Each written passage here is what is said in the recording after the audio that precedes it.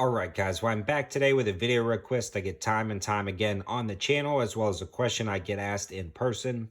What are some of the best concealed carry revolvers, because I want something simple and easy to use? And my answer always goes back to the J-frame Smith & Wesson. A lot of times I'll recommend the Airweight Smiths, which are an alloy frame, a steel cylinder, and a steel barrel. This allows you to have a lightweight feel, yet be durable enough to shoot plus P ammo. That way you can shoot a wide variety of defensive ammunition through your handgun and not worrying about damaging it over time. The airweights break down into two particular categories that I really like to look at, either the completely hammerless or the shrouded hammers. Let's take a look at those two options right now. So the first option we're going to be taking a look at is the Smith & Wesson 642 or 442, and the difference is this fact that the 642 is the stainless finish and the 442 is the black finish. Both have completely internal hammers, a notch sight, and a ramp sight at the front, allowing this to be a very easy to use simplistic design. And the next biggest option we're going to be talking about today is the Smith & Wesson 638, which has the same rear sight setup and front sight setup and pretty much every other standard operation, except for this one actually has a shrouded hammer versus a completely internal hammer. Now let's talk about the differences between the two and why you might choose one of these. The MSRP on both of these revolvers new is right around $400 to $440, depending on which version you pick, but I found the street prices on the 642 and 442 tend to come in around $350 to $360, even new if you search online, and you can find them used for anywhere between $300 and $350, depending on the condition. The 638s are a little bit more difficult to find. I believe they're slightly lower production numbers, and I generally find these run about $350 to $400, maybe even a little bit more new, but you can definitely find them for around $350 in the used market, whether you're searching in stores or online. I want to give a huge shout out to American Pawn & Gun, located in Monroe, North Carolina, for doing the transfer on these handguns. I actually picked both of them up from guns.com. It's a kind of a brokerage site that combines a lot of local shops together, and they had a really big used gun sale, and guns.com was super simple to use. Their prices really fluctuate, again, since they're drawing from a wide variety of gun shops and they don't actually sell guns themselves. They've got a small brokerage fee and a $25 shipping fee to tack on to the price of the gun. Go check out my Facebook page or MeWe page to learn a little bit more about guns.com, as well as I post the best used gun deals I find over on those pages. An American Pawn & Gun in Monroe, North Carolina is a great place to transfer firearms.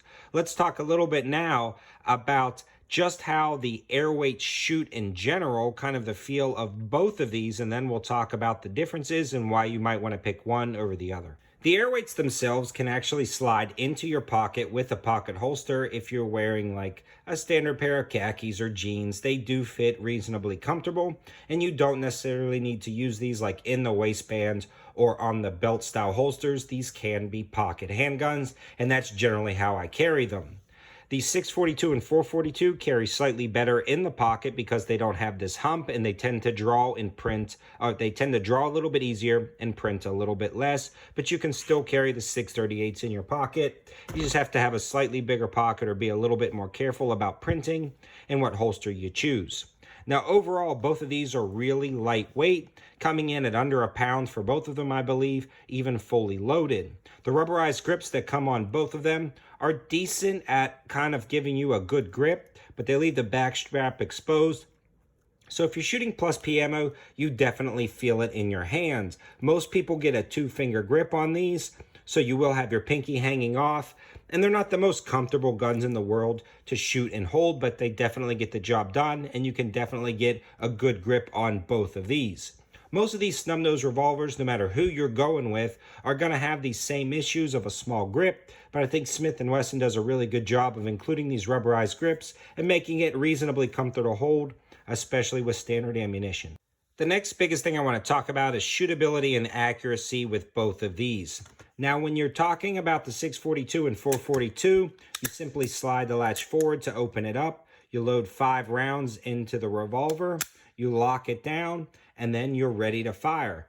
You just simply pull with a smooth, heavy, long, double action trigger pull.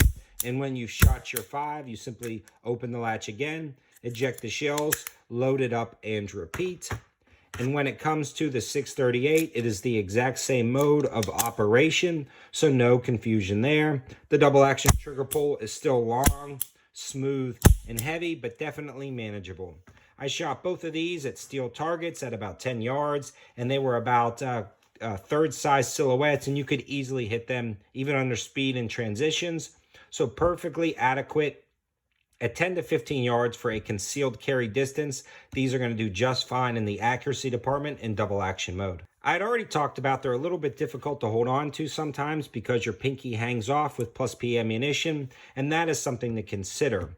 You can buy 38 special and I guess they're defensive loads, but they're actually reduced recoil defensive loads. So that is good for somebody who's more recoil sensitive. You can buy standard pressure ammunition that are defensive loads and plus P ammunition that is defensive loads, and both of these run plus P ammunition just fine. The biggest thing I would recommend is get standard ammunition first, some practice stuff, get a feel for your revolver and see if you really want to step it up to plus P or even drop it down to the reduced recoil defensive ammunition. Now let's take a look at the shrouded hammer of the 638. The 638 allows you access with knurling at the top of the hammer to cock this to put the gun in single action mode. You can see how the trigger sits now further back in the trigger guard, and with a very light, crisp press of the trigger, you can fire this gun in single action mode, and then subsequent shots are double action mode until you decide to take the time to cock the hammer. And again, you have a light, crisp trigger. Now, something like this is going to be good to take more precise shots. If you did have a quick second in a defensive scenario to cock the hammer and really take aim, this is a good opportunity to have. But again, in most defensive scenarios, you're going to be drawing your gun and pulling the trigger. You are not going to have time to cock the hammer and aim. A lot of those gunfights are not like the movies from what I've read and seen. Studying this kind of concealed carry mentality and taking some classes, most of the time you're going to be drawing your gun and engaging your target, not taking the time to ever cock the hammer on a revolver. But it is a nice feature to have, and this feature also comes in handy down at the range if you just wanted to target shoot with your handgun. Again, having the ability to cock the hammer and take your shots is pretty nice as well. But you also want to practice on how you would defend yourself. So the majority of the practice I did with this handgun was in double action mode, and it works really well. But the ability to have a shrouded hammer, if you don't mind the added weight and kind of printing in your pocket that you would get with this, it's definitely worth having that option just in case. Now, a lot of times, again, these are harder to find, they're more expensive, and they print a little bit more. So if having a shrouded hammer is not worth that, just stick with the 642 or 442 and you'll be perfectly fine. So in summary, guys, if you're looking for a concealed carry revolver, it would be silly not to at least check out the Smith & Wesson 642 or the 638 and just really see how it feels in your hand, how the trigger feels, and maybe even take one to the range and practice with it. I think you won't be disappointed, and they've always been 100% reliable for me. The cylinders have never locked up, and even if I don't clean them for like a year, you can put rounds in them and just fire them, and they'll work every time you pull the trigger. A huge fan of both of these firearms, and I hope it gives you some more options for a concealed carry handgun that you can either use in your pocket, in your waistline, in a jacket that's very simple, reliable, and easy to use. Thanks for watching, guys. Have a good one.